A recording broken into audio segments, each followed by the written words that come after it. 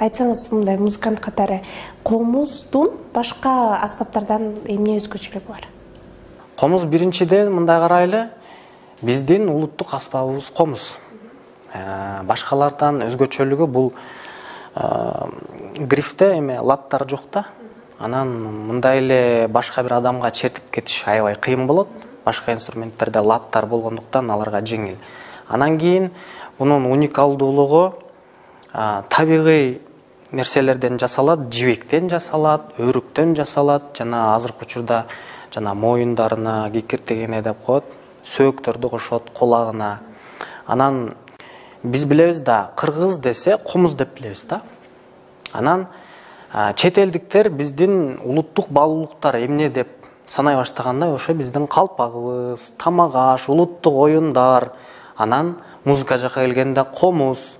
Анан ырдоо боюнча ырдоо именно кыргызча колорит.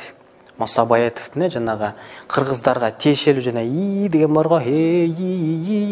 Бардык ырларда и деген нерсе бул кыргызда гана бар да. Анан бул биздин өзүбүздүн өзгөчөлүк ушундай, биздин колорит. Анан комуздун өзгөчөлүгү дагы бунун үнүндө дагы. Ошондуктан биз өзүбүздүн биринчи комузду сыйлап, барктап алалы. Анан кийин башкага очередь жетет. Азыркы учурда дагы жакшы элдер уга баштады, баалай баштады, спрос көбөйө баштады.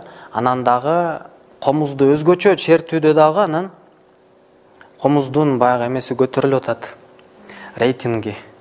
Вот, анан ошондуктан айтабыз биз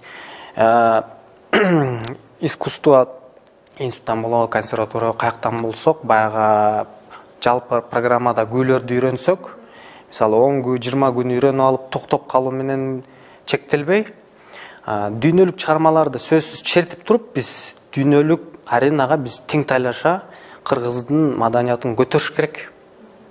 Ошондо чет элдик адамдар, кыргыздар бар экен, кыргыздар кыйын экен деп анан биз катандаша алабыз. Анан ошол жерден комуз аркылуу өзүбүздү көрсөтүп атабыз, Кудай буйрса.